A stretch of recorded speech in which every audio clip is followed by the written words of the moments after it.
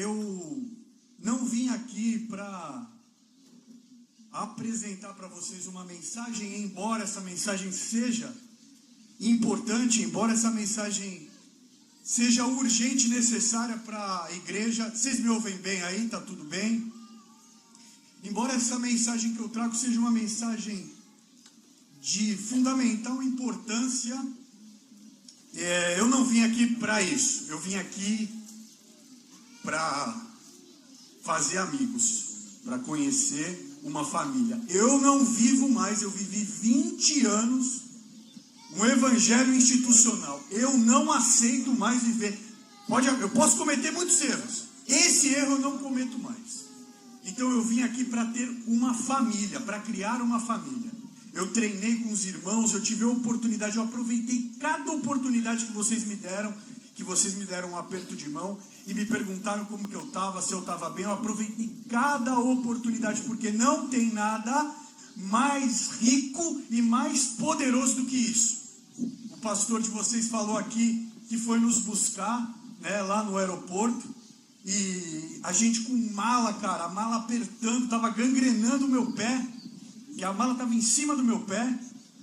E aí ele dizia para mim assim: cara, eu tô chateado porque você está nessa situação. E eu, com toda sinceridade, disse para ele assim: eu estou no carro com você, meu amigo, com o apóstolo Nicolau, com a pastora, com a minha esposa. Podia ter mala na minha cabeça, eu ia estar feliz, cara. Eu estou confortável. E sabe uma coisa que eu aprendi? A gente se preocupa, a gente passa a vida toda se preocupando com duas coisas: para onde nós estamos indo e como nós vamos chegar. Isso ocupa basicamente os pensamentos da nossa cabeça, mais do que o cabelo, que o cabelo vai caindo e essa preocupação permanece, né, pastor? Isso aqui que eu aprendi. A coisa mais importante para você se preocupar é com quem. Essa é a pergunta a ser feita.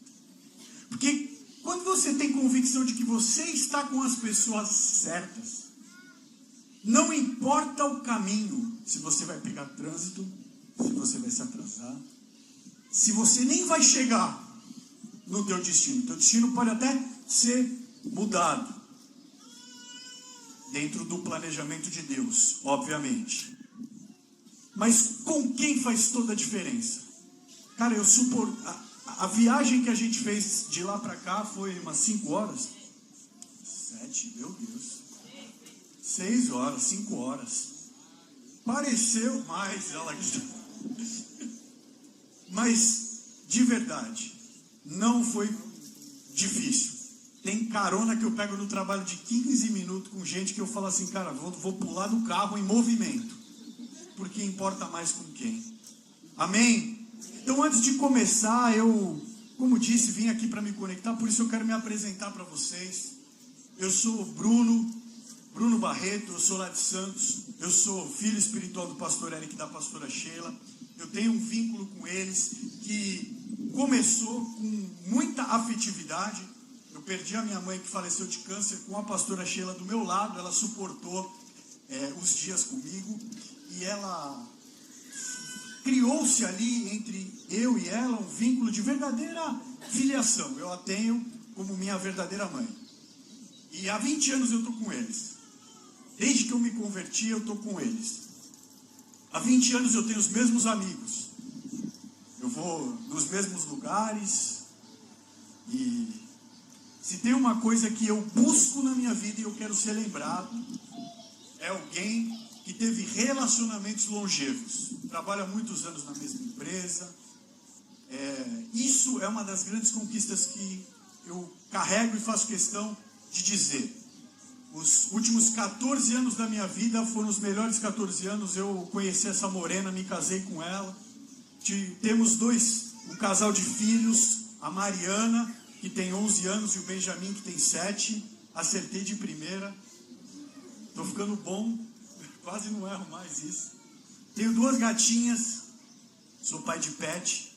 E gatinha é legal, né, cara? Eu não tinha gato, eu peguei agora. E eu fico fascinado, que gato é um bicho, cara, muito curioso. Gato não é obrigado a nada, né? Gato é um, cara, é a personificação em forma de animal de uma pessoa bem resolvida. Ele é bem resolvido. Ele é imune, gato é completamente imune à rejeição. Pelo contrário, você se sente rejeitado. Você dá comida, abrigo, proteção, e o gato te rejeita, velho. Eu queria ter esse senso de valor, eu queria me valorizar assim, esse amor próprio. Cara, a gente fica disputando, nós, os provedores da casa, ficamos disputando quem tem mais atenção do gato. Ela subiu em mim hoje, mó legal. Gato é muito legal, e gato não é obrigado a nada, né? Tem algum irmão aqui que é solteiro? Levanta a mão aí. Solteiro, vou te falar.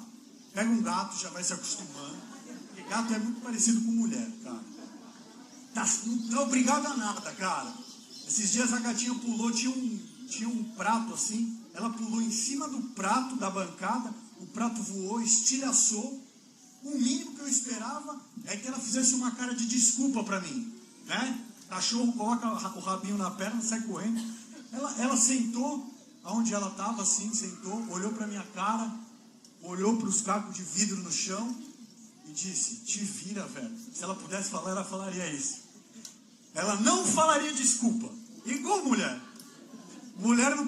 Esses dias, cara, foi engraçado. Eu estava fazendo uma pesquisa no chat GPT, e aí ele me deu uma informação que eu sabia que não era verdadeira.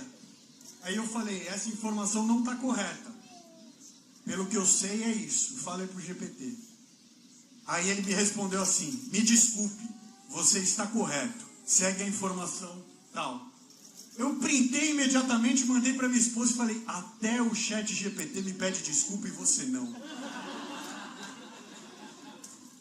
Então vai se acostumando, pega um gatinho aí que ele é muito parecido.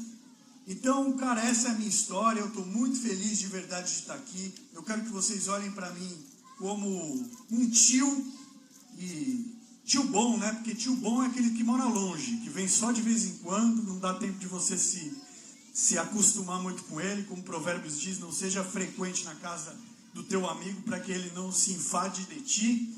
Então essa é a imagem que eu quero ter, tá? Quero aproveitar em cada minuto. Estou muito feliz, obrigado. A gente treinou junto, eu, Chester, Miguel. Chester, como Jesus mudava o nome das pessoas. Vamos mudar esse nome de Chester. Chester é uma ave. Vamos botar horse em você. Vamos botar um shape aí. Você não vai mais ter nome de ave. Você vai ter nome de animais de médio e grande porte.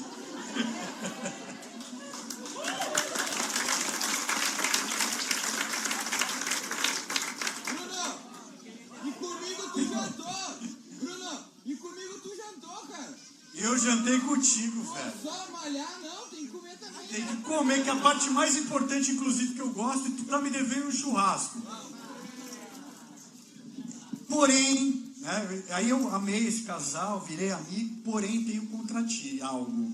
Nem Jesus falava: tenho contra ti. Tu me deixa para pregar depois desse homem e daquele homem, cara. Tu não tem misericórdia, velho. É que nem um atleta da base que vem para jogar depois do Pelé e do Maradona, velho. Então assim, cara, não tenho expectativa. E a senhora, dona Lidiane, também tenho algo contra ti. Ela me colocou ontem na mesa um doce. Como é o nome daquele doce? Chico endemoniado. Chico balanceado. O negócio, meu irmão, pensa no negócio. Eu não conseguia parar de comer. Eu usei todas as minhas forças para tentar parar de comer. Parecia o Satanás me segurando. Eu falava: sai daqui. Eu peguei. Aí os irmãos sentaram, eu falei: me liberta disso. Dei o doce para ela. Eu falei: me liberta disso. Eu falei: sai daqui. Então a senhora vai estar lá, eu vou pagar na mesma moeda. Antes de iniciar de fato aqui a palavra, eu queria ler para vocês um texto que o Senhor me deu enquanto nós estávamos adorando aqui, que fala a respeito da segunda casa. Esdras, capítulo 3, verso 12 e 13, diz assim: muitos dos sacerdotes dos levitas e dos chefes das famílias mais idosas que tinham visto o primeiro templo choraram em alta voz quando viram o lançamento dos alicerces desse templo, do segundo templo. Muitos, porém, gritavam de alegria. Ninguém conseguia distinguir entre o som dos gritos de alegria e do som do choro. Preste atenção. Ninguém conseguia distinguir entre o som dos gritos de alegria e do som do choro, pois o povo fazia enorme barulho. Igreja Second House. A maioria de vocês viveu essa transição e está vivendo um novo tempo, e embora nós não queiramos voltar no passado, há um filósofo chamado Kierkegaard que fala que não é possível se viver olhando para frente apenas para aprender, nós temos que olhar para o passado. O passado é para aprendizado. Então nós vivemos isso. E aqui Esdras está relatando o lançamento, o fundamento dos alicerces da segunda casa. E ele diz que havia um grande barulho. E esse barulho você não conseguia entender se era alegria ou se era de tristeza. E por que isso é tão importante? Porque eu tenho vivenciado esse mesmo momento na igreja de Santos. E eu vejo pessoas que estão com uma imagem do passado completamente distorcida e romantizada. Essa nossa transição ministerial fez com que nós gerássemos dentro da nossa cabeça um parâmetro ilusório, imaginário de comparação. Não se trata de algo real. Nós estamos comparando algo com algo imaginário. Então eu ouvi, por exemplo, o mesmo irmão, o mesmo casal dizendo para mim assim: está tudo igual, não mudou nada. As pessoas continuam sendo muito duras com relação ao cumprimento de horários. Eu me sinto intoxicado. E aí os líderes foram lá, reconheceram, houve uma flexibilização. Passados 6 meses, talvez nem isso, esse mesmo casal disse para mim não, para outra pessoa, mas chegou a mim: não mudou nada, porque agora cada um faz o que quer. Já não tem mais comprometimento com o horário. Eu venho nos ensaios e o irmão não vem, o outro chega atrasado. Diz: cara, você quer reclamar, tudo bem, você está no seu direito, mas pelo menos tem um critério. O que você está reclamando? Que era assim ou que não era assim? Tá bom ou não tá? Mas por que eu estou dizendo isso? Não é porque ele é um cara mau, é porque cria-se uma imagem distorcida. Lembra do povo que estava no deserto e sentia a falta da cebola e do alho? Eles não lembravam da dor que era de serem chicoteados, de serem humilhados, de terem que fazer tijolos e não tinha mais palha, e agora pega a palha e entrega o tijolo. Eles lembravam da parte boa. E isso acontece com o ser humano, é uma memória romantizada. Então deixa eu dizer para vocês, o passado ficou para trás, ele serve para aprendizado. Agora, daqui para frente, não comparem mais. Por favor, eu vou pedir isso para vocês. Como na qualidade que eu disse que eu tenho aqui, que eu venho nessa manhã, além de profeta, um amigo de vocês. Não sejam injustos com esse casal que os ama tanto e com vocês mesmos. Não criem, não permitam que seja criado dentro de vocês parâmetros de comparação ilusórios e romantizados. Se vocês quiserem discordar de algo, se vocês quiserem reclamar de algo, se vocês estiverem contra algo, quiserem falar, sejam livres para isso, mas por favor, não usem mais a expressão nada mudou. Amém? Amém. Posso contar com vocês com isso como um pedido? Posso fazer esse pedido para vocês? Amém. Glória a Deus. Aplauda ao Senhor aí então. Vamos lá. Vou tentar ser bem sucinto aqui, para deixar também espaço para que a gente, na parte da noite também, vai haver uma segunda parte dessa ministração. Eu trouxe comigo essa revelação desse livro que surgiu, chamado A Teologia de Urias. O relato que deu origem, a narrativa bíblica que deu a origem para essa analogia, para esse paralelo entre o que eu vou dizer para vocês hoje e a história bíblica. Está em 2 Samuel, é a história onde Davi, tá? 2 Samuel, capítulo 11, eu não vou ler, eu acho que a maioria de vocês já conhece esse texto, mas só para recapitular, ou para talvez trazer para quem não conhece. Davi acorda numa tarde, diz a narrativa bíblica, e ele vai até o terraço do seu palácio, e ele vê uma mulher bonita tomando banho, e ele olha para aquela mulher e diz: quem é aquela mulher? E as pessoas que estavam com ele dizem: esta é Batseba, esposa de Urias. Não é que eles não sabiam quem era.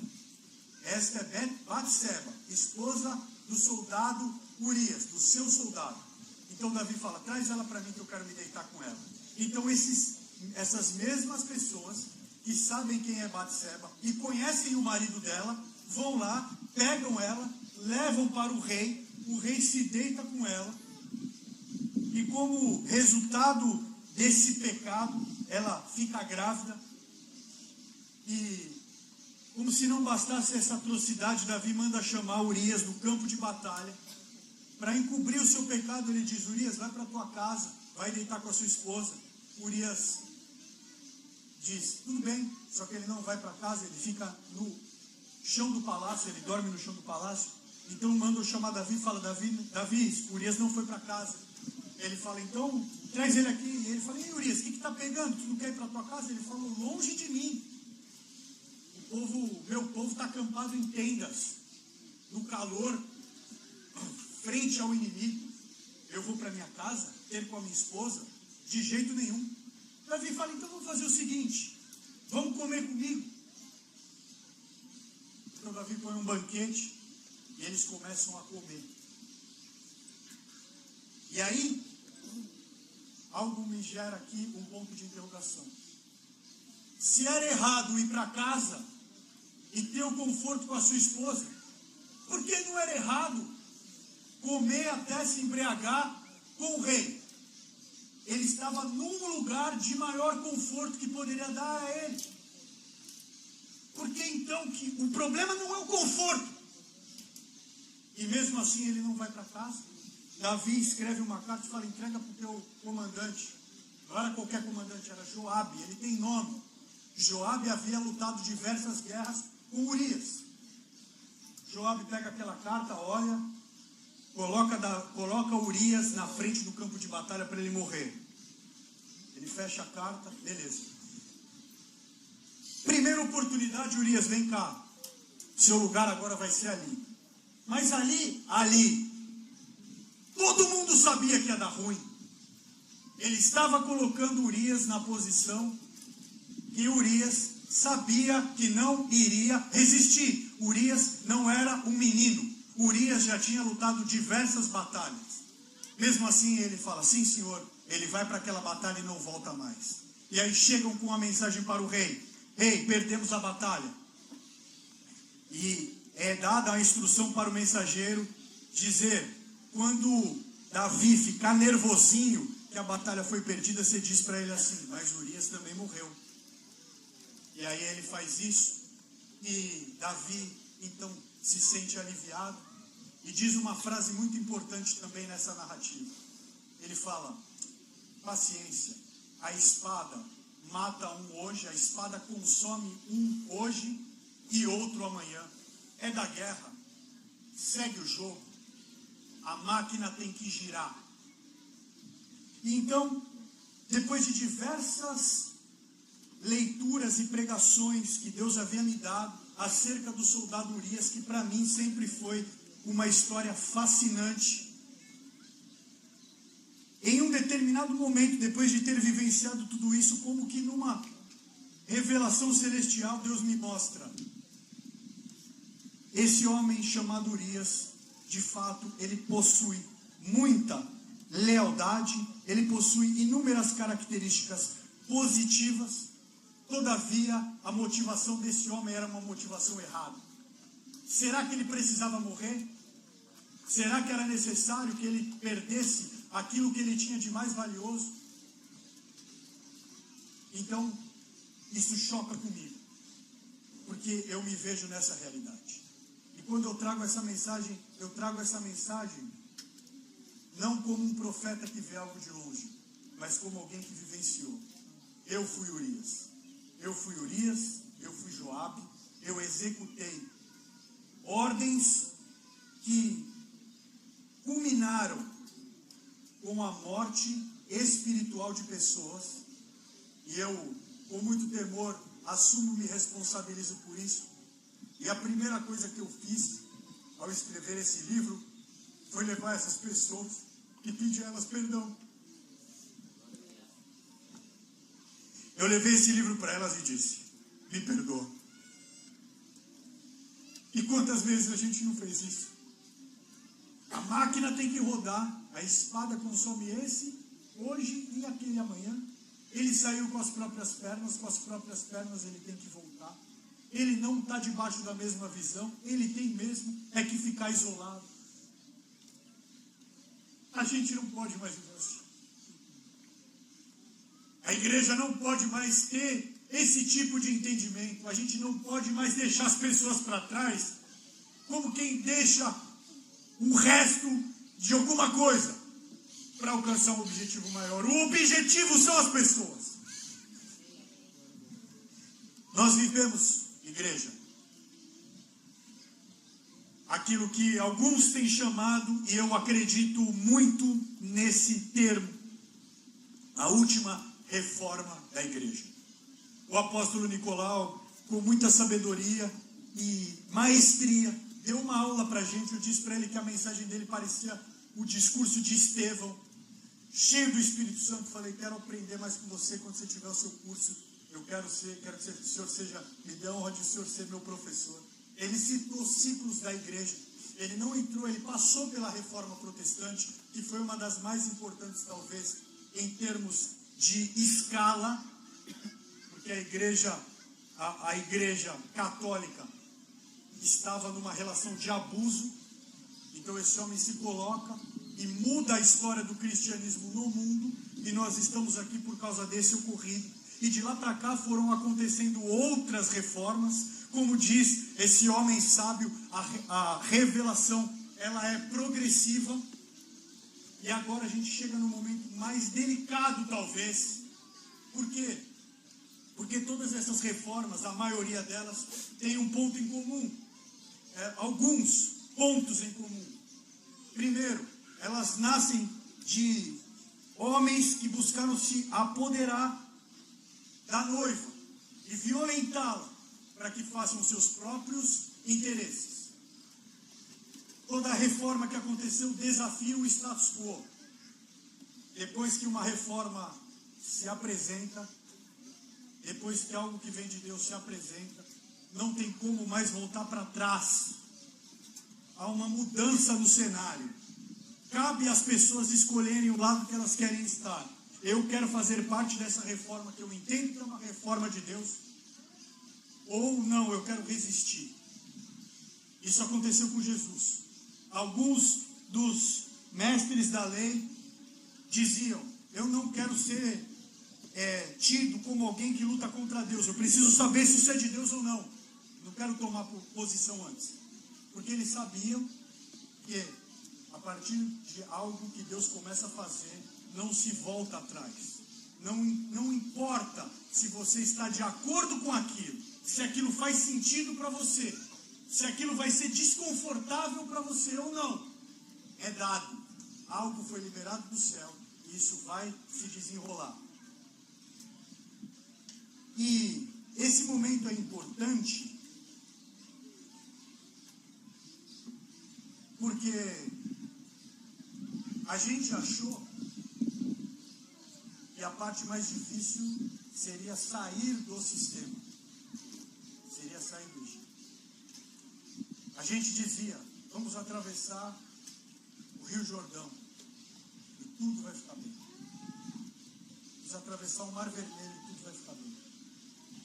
A partir do momento que eles atravessam o Mar Vermelho, vocês sabem, são 40 anos. Porque a parte mais difícil não é sair do Egito. Egito, Deus vem, traz as pragas, intervenção da mão de Deus, liberta o povo. Depois é o povo que tem a responsabilidade. Porque foram 40 anos para tirar o Egito de dentro das pessoas. Para Deus tirar o povo de dentro do Egito, irmão, para Deus te libertar de um cativeiro, Ele faz assim. Eu entrei numa igreja pela primeira vez, pastor Eric estava pregando, eu era viciado em cigarro, eu fumava maconha praticamente pré qualquer coisa, e pós qualquer coisa, usava cocaína e era alcoólatra desde os meus 14 anos. Eu ouvi aquela pregação, eu namorava uma menina, morava com ela, entrei dentro do carro, disse para ela assim: você sabe que a gente não vai mais poder ter relação a partir de hoje até a gente casar, né? Ela falou: você está maluco? Eu falei: não estou maluco. A minha vida vai mudar. Deus me libertou assim, ó. Eu nunca mais fumei um cigarro. Algum tempo depois desse episódio, eu tive mais uma vez que eu usei maconha e tive uma experiência com álcool. Mas a minha libertação foi instantânea. Todo o processo depois disso foi Deus tirando esses vícios de dentro de mim, mas a libertação aconteceu. E agora a igreja vive esse momento de construir uma nova cultura. Então essa mensagem aqui não é para os pastores, é para os pastores também. Mas essa mensagem tem o nome Teologia de Urias, porque vocês vão entender por essa revelação que o protagonista dessa história e dessa distorção cultural que nós vivemos, ele não é Davi no alto do palácio. Ele é Urias, que sustenta todo o sistema. Porque se não houver um Urias para sustentar tudo isso, o sistema cai. Só que a gente se coloca debaixo disso. Então nós somos os construtores dessa cultura. Amém? Nós somos responsáveis por isso que nós vamos viver nos próximos anos. E nós não estamos falando só de você. Nós estamos falando da sua família. Nós estamos falando de qual igreja você quer para os seus filhos, para os seus netos. Isso é a respeito de você. Teologia, segundo a sua raiz etimológica, é o estudo da relação dos homens com Deus. Um homem chamado Agostinho de Hipona dizia que a teologia é a ciência, literalmente, que estuda a Deus. Então a teologia de Urias, ela traça um paralelo entre a forma como esse homem acreditava se relacionar com Deus e com o povo de Deus e o que nós vivemos hoje. E aqui eu quero começar a falar um pouquinho sobre Urias. A Bíblia diz que Urias era heteu, descendente da nação dos hititas. E por que isso é importante? Porque o império dos hititas, eles governaram boa parte do Oriente Médio por 200 anos, cerca de 200 anos. E eles eram reconhecidos pela sua habilidade na batalha. Eles eram um povo extremamente hábil na guerra. Eram estrategistas. Eles produziam armas. Eram um povo que tinha carros de guerra. Era um povo acostumado com guerra.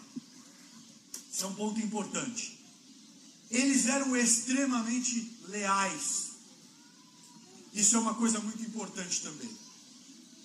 Há hoje um documento na ONU chamado de Tratado de Kadesh, que é da época de cerca de 1200 anos antes de Cristo. É um pacto que foi feito entre o Império Hitita e a nação dos egípcios de mútua defesa. Era um pacto. Eles eram um povo que fazia pactos e eram leais aos pactos. E quebrar um pacto, quebrar um juramento para os hititas poderia representar a morte. A lealdade não era característica individual de Urias, era cultural. Estava na cultura de Urias ser leal.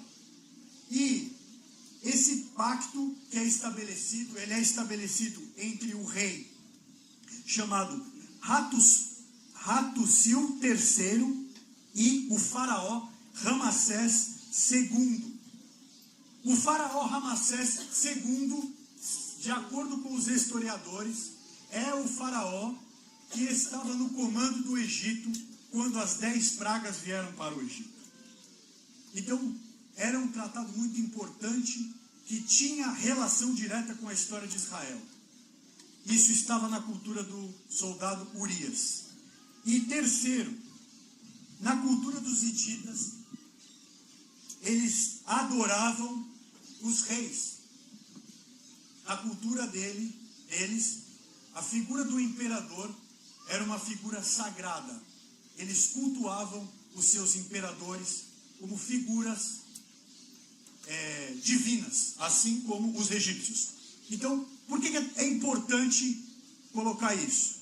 Vocês estão conseguindo acompanhar? Que está todo mundo comigo? Isso que eu vou falar agora, se o sol apagar a tua memória daqui para frente, se tu perder a tua concentração, eu queria que tu gravasse essas 3 coisas que eu vou dizer para você. Elas são o núcleo da teologia de Urias, que tem aprisionado a mente de muitas pessoas dentro da igreja. Deixa eu falar uma coisa.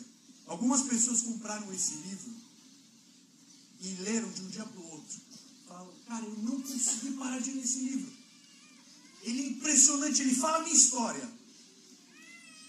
Ele nos ajuda a entender algo que tem aprisionado a nossa mente. E o que eu vou dizer agora é o núcleo dessa teologia. Essas 3 características que eu disse sobre Urias, elas são fundamentais para a gente começar a desfazer esse entendimento. Então vamos à primeira delas, a cultura de guerra. A batalha espiritual, eu vou entrar um pouquinho mais nisso, não profundamente, o livro entra mais, mas a batalha espiritual é algo de grande poder e uma revelação poderosa que Deus trouxe para a igreja. Está aqui novamente citando o apóstolo Nicolau, que é um dos grandes mestres do Brasil, precursores desse entendimento, e como ele mesmo diz, o ato profético é outra delas, mas com o passar do tempo o ato profético começa a ser distorcido e vira ato patético. A cultura de guerra, a batalha espiritual, também, infelizmente, sofreu uma apropriação do seu conceito, que foi distorcida para a manutenção de um sistema religioso. O que está no núcleo principal das instituições espirituais é o conceito deturpado da guerra constante. É um senso de guerra urgente o tempo inteiro. Porque quando você está em guerra, você deixa as pessoas te tratarem do jeito que elas quiserem. Não importa. Nós estamos em guerra. Se você está com a sua rotina bem definidinha, eu sou um cara de rotina, velho. Eu agradeço a Deus pela vida desse amigo meu. Aí eu falei, esse cara é de Deus, ele entendeu. Eu sou um cara metódico, eu tenho que treinar, velho. Senão bagunça a minha cabeça. Sou um cara de rotina. Só que às vezes, você está lá todo organizado. Acontece uma urgência. Alguém fica doente, alguém sofre um acidente, acontece um problema. Você larga toda a sua rotina e você se dedica àquilo. Está tudo bem, certo? É a guerra, não importa mais. Há um conceito muito importante que, se não me engano, foi criado na Primeira Guerra Mundial, posso estar enganado, ou na Segunda Guerra Mundial, chamado de guerra total, que era onde toda a produção de alguns países da Europa era voltada para a guerra. Então o sapateiro, ele não produzia mais sapato para comércio, ele produzia calçados para os soldados. A alimentação era não mais para abastecimento e comércio da população, era para alimentar os soldados. Então esse é o conceito de guerra total. Para tudo que nós estamos fazendo e vamos em direção a isso. E há momentos em que isso é necessário para a igreja. Só que isso se banalizou para manter as pessoas controladas. É guerra o tempo inteiro. Avante, tropa e daí para frente. Infelizmente é assim, tá? Eu vivi isso. Era guerra o tempo inteiro. E aí você vai deixando a tua vida sendo atropelada por isso. Segundo conceito, o conceito da lealdade. Mas antes, preciso dizer isso aqui porque Deus me deu essa palavra. enquanto eu preparava essa palavra hoje de manhã. E eu louvo a Deus, igreja, porque estava falando para o pastor. Da primeira vez que eu preguei, nós estávamos num momento, agora nós estamos em outro. E Deus foi me dando algumas coisas a mais. Como eu disse, a questão da guerra, ela não deve ser desconsiderada, ela é extremamente importante. O que não dá para a gente desconsiderar o que o texto bíblico diz. Há tempos de guerra e há tempos de paz. Os ciclos de Deus, pregados pelo apóstolo Nicolau. E também não podemos desconsiderar aquilo que diz em Marcos capítulo 10. E eu vou dizer essa palavra para vocês. Deus me deu essa palavra para vocês. Marcos 10, 29.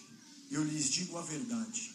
Ninguém tenha deixado casa, irmãos, irmãs, mãe, pai, filhos, propriedades, por minha causa e por causa do Evangelho, deixará de receber em troca 100 vezes mais casas, irmãos, irmãs, mães, filhos, propriedade, com perseguições, no mundo de agora e na vida eterna.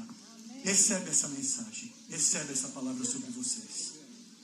Isso é algo da parte de Deus que estava sendo desconsiderado. Então considerava o chicote, o trator, o tanque de guerra, mas não a paz. Não havia tempos de paz. Eu falava, pelo amor de Deus, eu quero ter paz. Segundo conceito, para a gente entrar nisso, lealdade. Eu estava assistindo um podcast do Paulo Borges. Ele falou algo maravilhoso. Ele disse assim: Deus é fiel, como você disse aqui na abertura desse culto. Ele quer que você seja fiel. Lealdade é para membro de quadrilha. Deus não quer a tua lealdade, Deus quer fidelidade. Porque a fidelidade, ela está lastreada em algo imutável, que é a palavra de Deus. A Bíblia diz assim: Deus é fiel, e mesmo quando nós não somos fiéis, Ele permanece fiel, porque Ele não pode negar-se a si mesmo. Fidelidade é uma característica, uma personalização de manifestação de Deus. Então, quando você está sendo fiel, você está sendo algo, você está vivendo algo que manifesta aquilo que é da personalidade de Deus. Tudo bem? Agora, a lealdade, irmãos, a lealdade não tem lastro. A lealdade, ela varia de cultura, ela varia de contexto. No livro Uma Igreja Chamada Tove, todos os escândalos que são registrados têm uma coisa em comum. Os pastores cobravam lealdade do seu grupo mais seleto. Lealdade. Você tem que ser leal a mim. Mesmo que isso signifique encobrir pecados. Mesmo que isso signifique combinarmos uma narrativa mentirosa para desacreditar aqueles que estão nos acusando. Lealdade faz com que você permita que alguém fiscalize as suas redes sociais e veja o que você está curtindo ou não. Você curtiu esse post? Você não é leal. Está faltando lealdade em você. Lealdade te aprisiona numa relação tóxica, onde você não pode discordar, onde você tem que dar satisfação da sua vida. Você foi no cinema com aquela irmã? Você é rebelde. Você é um desobediente. Você foi visitar aquele cara sem falar comigo? Pelo amor de Deus. Pelo amor de Deus. Isso não tem nada a ver com cultura bíblica.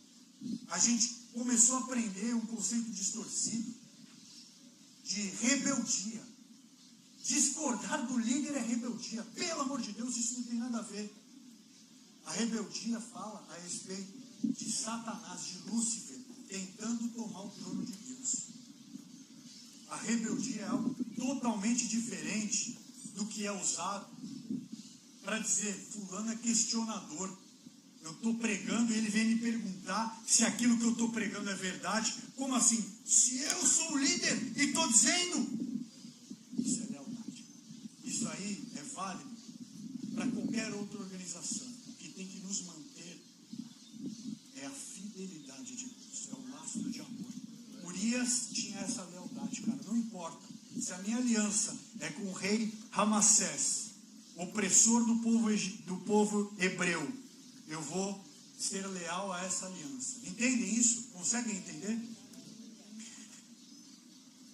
E aí as armas que são usadas são exclusões sociais, punições, as armas que são usadas pelos sistemas modernos. Queridos, tá um silêncio, tá tudo bem mesmo? Tá tudo bem? Vocês estão comigo aí? Se vocês quiserem que eu dê uma parada e volte à noite, me fala, tá? Mas estamos seguindo um raciocínio bom aqui, vocês estão mesmo? Tá fazendo sentido, então tá. Cara, eu preciso dizer algo para vocês. Não existe nada mais triste e mais cruel do que o cancelamento cristão, institucional. O que é isso? Vou traduzir aqui para não deixar dúvida do que eu quero dizer. Aliás, vou traduzir com um testemunho que eu recebi. Esse livro, ele está chegando em pessoas, eu dou graças a Deus porque ele está chegando em pessoas fora da cultura cristã. Há cerca de um mês atrás eu participei de um evento de executivos da área tributária e eu pude falar desse livro para eles, porque ele fala sobre liderança, ele fala sobre relações abusivas, relações tóxicas. E o apóstolo também estava falando ontem que quando Deus libera algo, né, que são os nomes das crianças, é como se a sociedade já captasse aquilo e começasse a viver debaixo daquela revelação. Isso se espalha. E hoje, muito tem se falado sobre liderança tóxica, não é verdade? Esse é o tema dos executivos. Eu trabalho com educação e só se fala nisso. Liderança tóxica, liderança abusiva, ambiente de trabalho tóxico, segurança psicológica, saúde mental. Isso aqui é tudo que a gente está, que Deus está fazendo na igreja e está vindo como que transbordando para as áreas, para aquilo que não tem a ver com a igreja, com o contexto secular. E eu vendi esse livro para um amigo meu do trabalho. Ele leu, na verdade eu dei para ele, eu entreguei o livro para ele numa quinta-feira, né? Quinta-feira. Sábado de manhã ele me manda uma mensagem. Cara, muito obrigado por esse livro que você escreveu, isso é uma revelação de Deus. Eu era de uma congregação X e eu me afastei dessa congregação. A minha família inteira, os meus irmãos, o meu pai, me excluíram. Eu sou o único que não sou chamado para passar Natal ou para qualquer evento na casa dos meus pais. Todos os meus amigos me abandonaram. Estou eu, a minha esposa e os meus filhos. E sabe por que isso é cruel? Eu nem sabia que ele tinha esse histórico. Ele é meu colega de trabalho. Sabe por que isso é cruel, igreja? Porque quando a gente entra para Cristo, quando a gente vai viver com Cristo, a gente morre para o mundo. E quantos de vocês aqui tinham amigos e abandonaram esses amigos quando se converteram? Levanta a mão, por favor. Mudaram totalmente o grupo de amigos, certo? O lugar que frequentavam, as coisas que faziam, e aí você deixou isso para trás. E aí você começa a fazer parte de uma igreja. Igreja no sentido de grupo, tá? Existe um teórico chamado Maslow, que é um estudioso científico. Ele cria, lá quem estudou administração sabe, a pirâmide de Maslow, que traz as necessidades humanas, as necessidades básicas. Então isso é ciência. É comprovado que o homem, o ser humano, ele tem a necessidade de pertencimento. Está na base da pirâmide de Maslow. É as necessidades humanas. O homem, dizia um filósofo, Aristóteles, é um ser político. Político vem da palavra polis, de viver em cidade, de viver em comunidade. Então nós precisamos disso. Nós não conseguimos viver sozinhos. Então você deixa esse grupo que você pertencia e passa a pertencer a outro grupo. Isso satisfaz uma necessidade que você tem. Não é um passatempo, não é um hobby, é uma necessidade. E aí, um dia, você discorda da visão. E esse grupo diz para você assim: pode sair, pode ir embora. Pega todos os seus amigos e diz: viu, esse cara aqui, ele é rebelde. Esse cara aqui é um traidor. E ele convence você a se voltar contra ele. E aí aquele cara que deixou tudo, agora perde a única coisa que ele tinha. Cara, isso é cruel demais. Se o Senhor colocar no coração de vocês pessoas que sofreram isso, eu peço que vocês deixem o Espírito Santo de Deus usar vocês. Porque há muita gente ferida, há muita gente que foi destroçada, há muita gente que ficou ferida com o Evangelho. Amém? Bom, seguindo aqui para o terceiro ponto desse núcleo, já avançando para a gente chegar a uma conclusão. O culto à autoridade. Na cultura de Urias, os reis, eles não eram figuras humanas. Os reis eram divindades, as autoridades eram divindades. E você não discute com Deus, certo? Alguns até discutem. Tipo, Jonas, né? Jonas, ele discute com Deus. Mas assim, esse culto à divindade é algo muito interessante. Eu tive a oportunidade, graças a Deus, de falar isso ontem. Eu não podia deixar passar. Porque aqui eu encontrei pessoas que nos trataram como pessoas. Por maior que seja o homem de Deus, cara. A gente tem aqui, como eu falei ontem, são pessoas. E eu entro aí nesse texto, eu faço ali um estudo, Deus me mostra algumas coisas que me mostraram que Davi, por que Davi chega no palácio e se torna um narcisista? Davi não era um narcisista. Davi era um homem que vem de um contexto onde ele era o filho menor. Ele era esquecido pelo pai. Quando o profeta vai para a casa dele, ele nem está lá. Só que o ambiente que Davi se encontra é um ambiente que deixa ele colocado como uma divindade. Tem ali, né, aquela passagem que fala que Davi estava na caverna e ele diz assim, ele suspira: quem me dera beber da água do poço que está lá em Belém. Belém estava ocupada pelos filisteus que estavam procurando Davi. E aí 3 homens dizem: eu vou pegar essa água. E eles descem até o campo dos filisteus, pegam a água em segredo, voltam e trazem a Davi.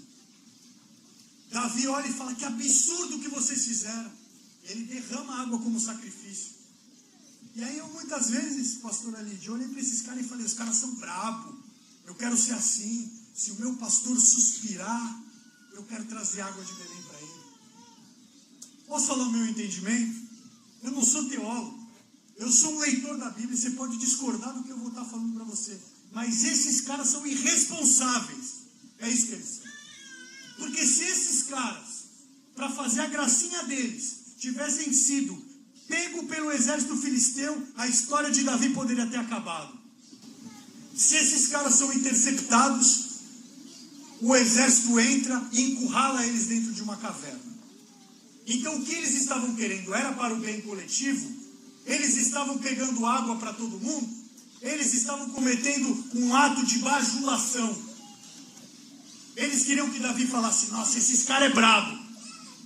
De fato, teve o valor, eles foram escritos, eles foram considerados entre os valentes. Mas, na atualidade, esse tipo de situação, esse tipo de absurdo deve ser olhado sob essa ótica, porque nós pegamos os nossos líderes e colocamos eles num patamar onde eles falam: ai, como está calor. A gente coloca eles na única sala que tem ar-condicionado. Ai, como eu queria comer isso. E a gente vai lá e dá, e a gente vai dando. E há um limite entre honra bíblica e bajulação. E eu vou dizer para vocês qual é esse limite. Aguenta um pouquinho, a gente vai chegar lá. Mas há um limite entre honra, reconhecimento, respeito e bajulação. A bajulação é satânica. A bajulação faz com que o coração dos líderes se corrompa e coloca um homem que é Davi, um homem segundo o coração de Deus, no topo de uma pirâmide construída socialmente, e faz com que esse homem cometa a loucura de achar que uma mulher casada era para ele. Só que Urias, esse sistema que tu está construindo, ele vai se voltar contra ti. Não vai chorar depois. A gente precisa ter muito claro isso. O sistema, né, tem uma frase da pastora Sheila, eu não sei se ela traz isso como referência, mas ela fala assim: você tem que construir a cultura que você reclama. Não reclame, construa. Construa o lugar que você quer viver. Construa o tipo de comunidade que você quer viver. Jesus, ele quer nos libertar do mundo e não quer te colocar debaixo de uma prisão sistemática e religiosa. Nós não podemos permitir que o Evangelho seja substituído por um conjunto de normas humanas, doutrinárias. O maior perigo é chegar num determinado ponto da nossa vida e descobrir que aquilo que a gente abriu mão, os relacionamentos que a gente rompeu, os sacrifícios que nós fizemos, os empregos e oportunidades que nós deixamos de lado, aquilo que nós deixamos de estudar, aquilo que nós deixamos de aprender, a cultura que a gente julgou secular e ruim, e a gente se apartou, não tenha sido feito um sacrifício para Jesus, mas tenha sido feito um sacrifício no altar institucional. Uma das coisas mais bonitas que eu vi aqui foi a canção que o Felipe cantou, e fala: eu não gastei os meus melhores anos. Não gastou, não gasta, você não foi chamado para gastar os seus melhores anos para uma instituição, mas para Jesus. E aí eu vou dizer para vocês uma coisa, igreja, presta atenção. O sacrifício continua. Depois que eu preguei essa mensagem, muitos disseram assim: então não tem mais sacrifício. Tem sacrifício. A questão não é o sacrifício, a questão não é o serviço, a questão não é a entrega, a questão é a motivação. Você sabe o que está acima de tudo, deixando e fortalecendo essa cultura de Urias? E aqui mais uma vez a atenção de vocês. Urias, ele mantém esse sistema em pé, porque um dia ele deseja ocupar o palácio. Quantas vezes eu fiz sacrifícios para sustentar essa pirâmide institucional, não porque eu estava fazendo para Jesus, mas porque eu dizia: um dia eu quero estar no melhor lugar do acampamento, um dia eu quero que alguém faça o que eu estou fazendo, me leve para lá, me traga sushi, me faça isso, me faça aquilo, me coloque no alto de um palácio e esteja disposto a dormir na porta. Entendem que a questão não é o sacrifício e sim a motivação? Porque há momentos em que a gente vai ter que dormir no chão. Há momentos em que a gente vai ter que fazer entrega. Isso é o Evangelho. O Evangelho, irmãos, é uma história escrita com sangue humano. Os cristãos, como foi ensinado aqui para a gente, recapitulado, foram mortos no Coliseu. Os apóstolos, quase todos eles, martirizados.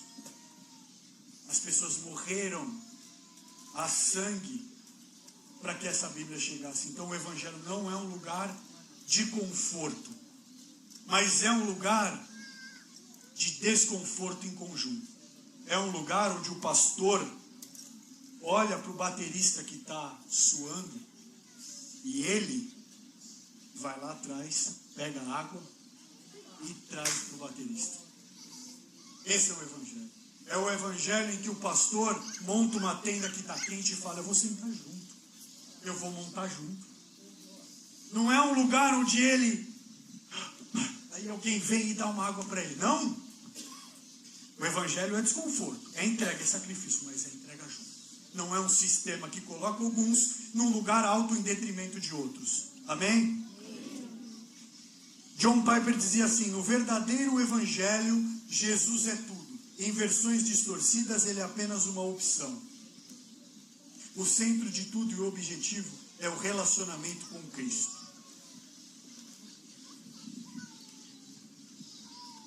Eu quero falar também, já caminhando para o encerramento, sobre algo que predomina e que mantém esse sistema em pé, que é chamado de prestígio.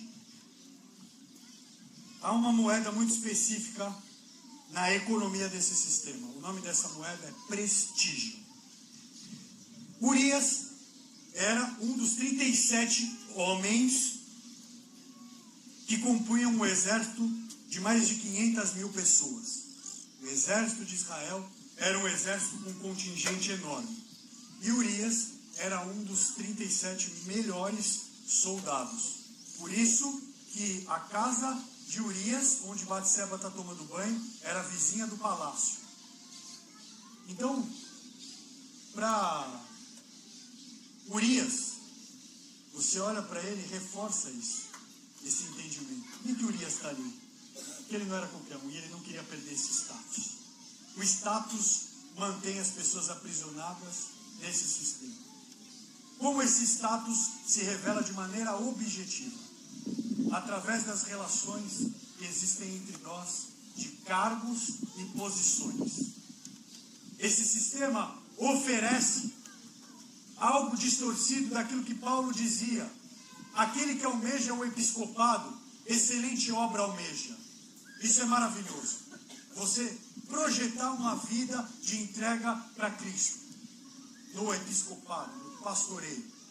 Mas, cara, entre a enorme quantidade de almas que se salvam, um pequeno percentual de pessoas vai viver para a obra. E esse viver para a obra foi romantizado.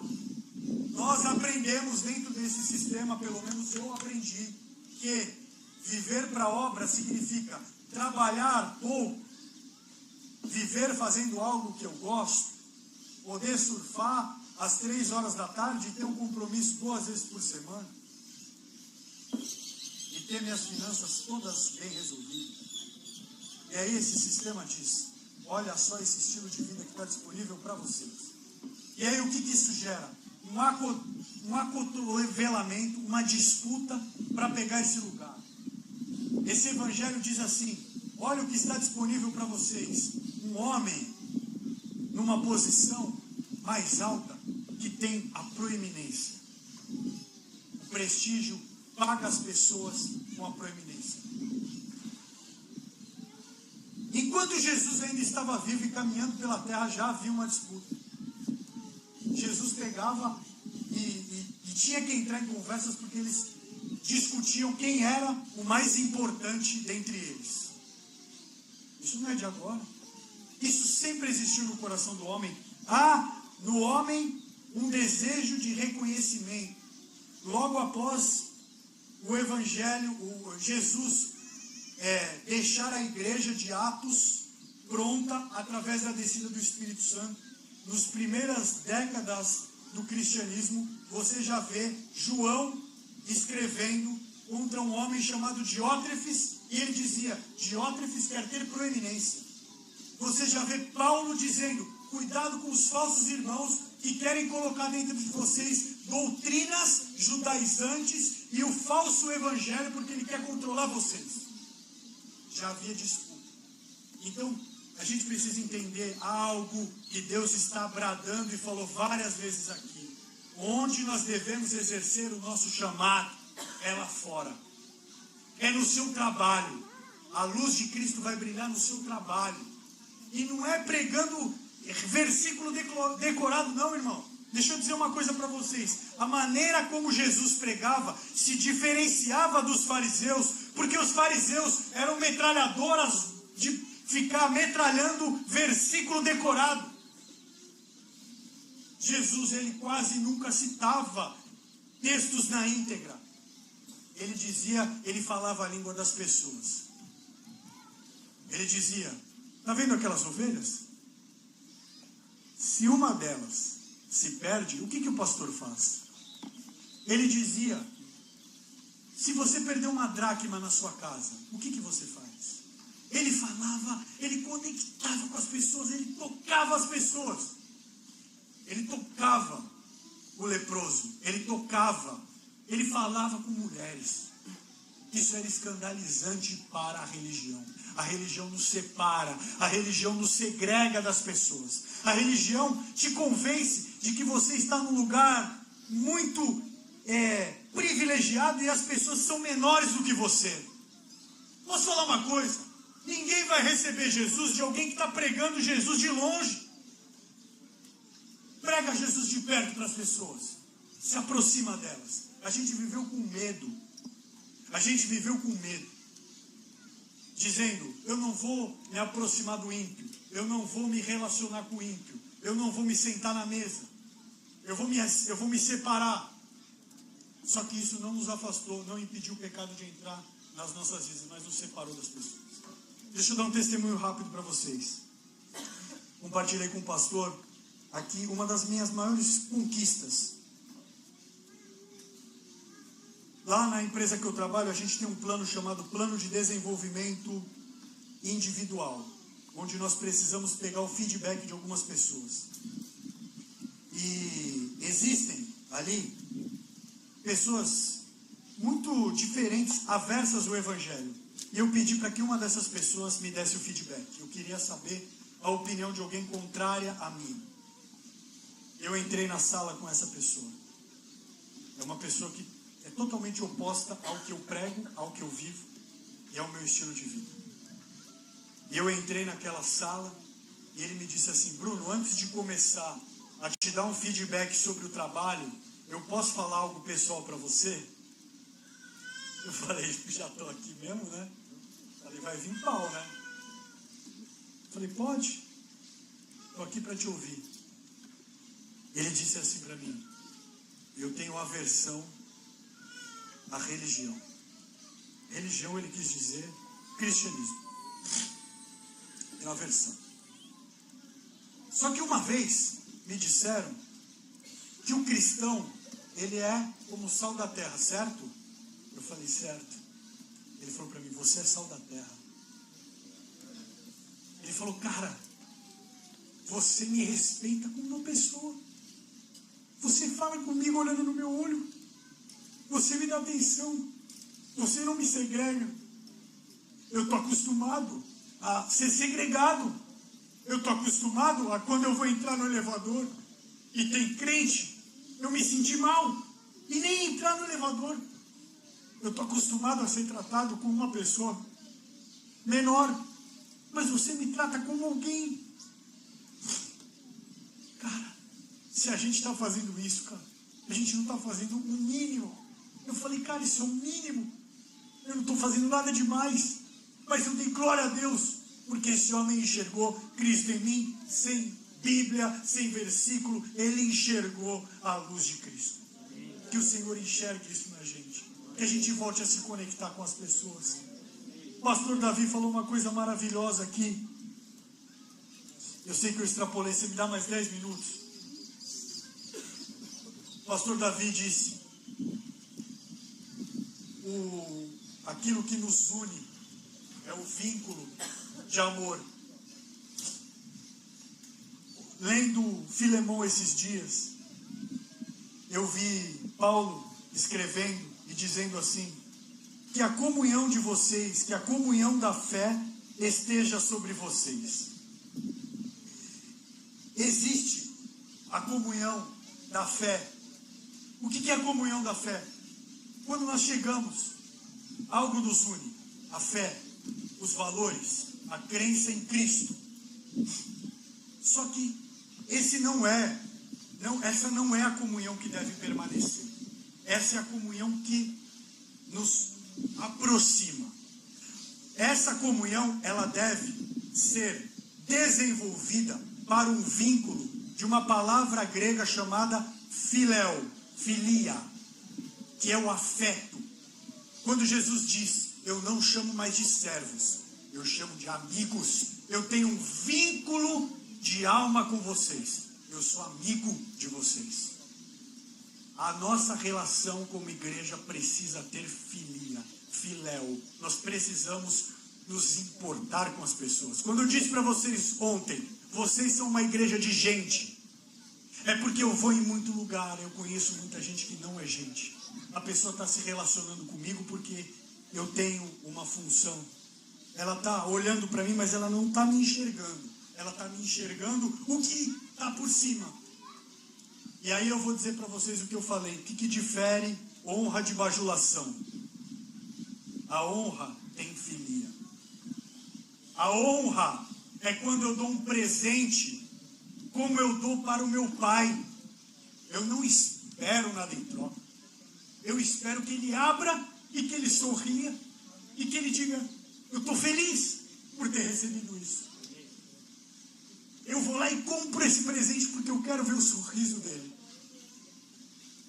E não porque eu quero dar uma coisa e dizer: olha o meu presente, olha o tamanho da minha oferta. Eu quero mostrar para você o quanto eu posso dar se eu vier para a sua igreja. E a gente fica com esse crédito e essa relação em que eu te dei algo e você, no tempo certo, vai ser cobrado disso. Isso é bajulação.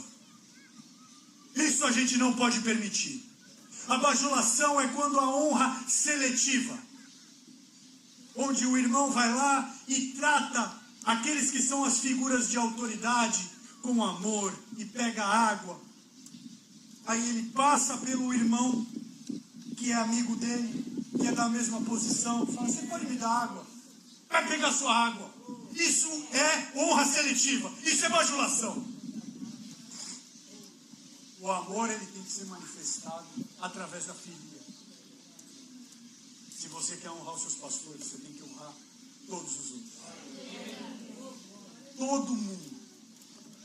E eu vou entrar nisso na parte da noite, mas olha só.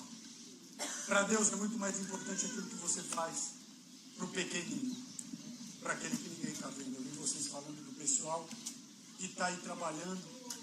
Cara, eu quero agradecer pela estrutura, quero agradecer o trabalho de vocês. O meu trabalho aqui não é nada. O nosso trabalho aqui é a parte mais fácil.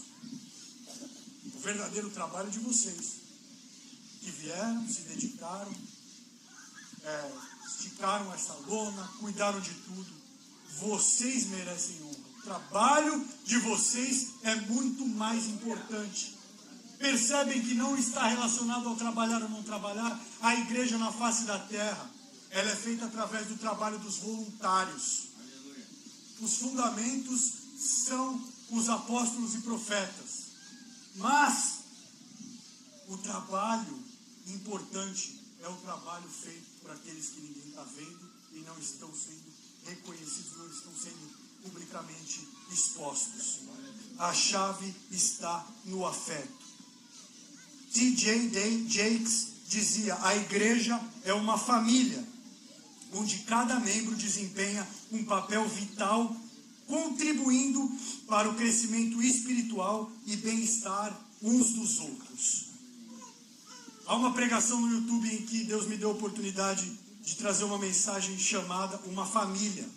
Depois, se vocês quiserem, eu aconselho, se vocês tiverem interesse por esse tema, dá uma olhada numa revelação que Deus me deu através de conversas com as pessoas. Eu dizia para elas assim: você se sente parte de um corpo? Você se sente parte de algo na igreja? Muitas diziam: eu me sinto parte de algo como que institucional. E o que faria você se sentir melhor? Ele falou: se eu tivesse como que as pessoas se importando para mim, se importando comigo pelo que eu sou. E aí Deus me deu essa revelação, essa palavra. E eu quero dizer uma citação que ficou muito marcada para mim enquanto eu preparava essa palavra. Dessa vez de família. Família, às vezes, abrigo na tempestade. Às vezes, a própria tempestade. A família, quando eu digo isso, não é que vai ser perfeita. Não existe. Só que você não sai da sua casa e não deixa a sua família quando você tem uma discussão acalorada com o seu marido ou com o seu cônjuge. Quando o seu filho faz algo que desobedece a você, você não diz, então vai para outra casa.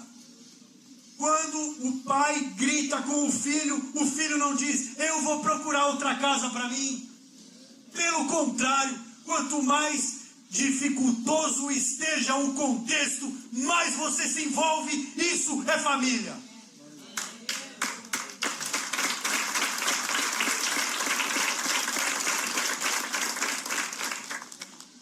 Eu encerro dizendo que à noite a gente vai falar sobre liberdade e autonomia, que são as chaves para que a gente possa romper com esse sistema.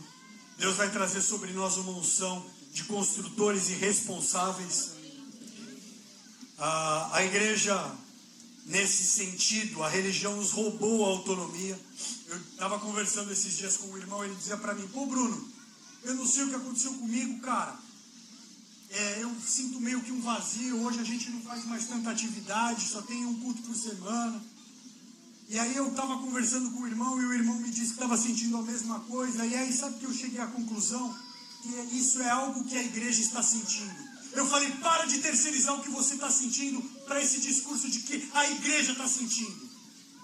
Até os nossos sentimentos a gente terceiriza para falar, a igreja está passando por isso. Estou passando tentação porque a igreja está passando. É claro que existe uma influência espiritual coletiva, mas tudo que acontece é culpa da igreja, a influência espiritual está errado.